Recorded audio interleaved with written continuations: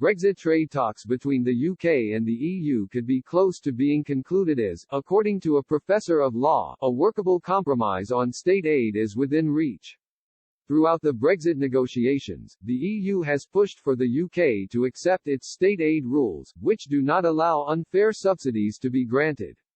However, Brussels eventually made a major concession during the summer and dropped its demand that Britain should continue to follow its rules directly. Instead, the EU is now asking the UK to publish what its state aid rules will look like after December 31, the end of the transition period. The bloc also wants Britain to outline the terms in which an independent, domestic regulator would operate, and to agree a robust dispute resolution mechanism with the EU, in the case of allegations of unfair market competition. This has become a major point of contention, with the EU warning that any agreement on managing state aid would need to be taken at the highest level because it clashes with the bloc's original trade proposals. Downing Street believes that a deal can be reached on state aid, in which Britain would agree to meet some baseline rules over its use.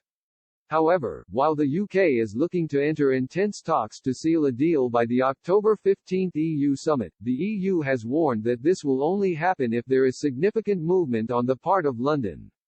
As the talks enter a crucial final phase, Professor of Law at Essex University, Steve Pearce, has revealed what the most workable compromise between the two sides could be.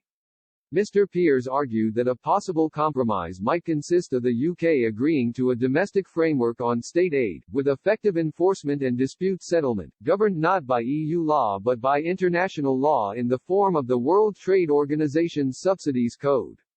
He explained, the Institute for Government think tank has produced detailed proposals as to how that might work. Both sides could, if they chose, declare thesis a victory. The UK would no longer be applying current or future EU law, and there would be no role for the EU court. Meanwhile, the EU would have a commitment from the UK to apply restrictions on subsidies, enforceable by arbitration if need be.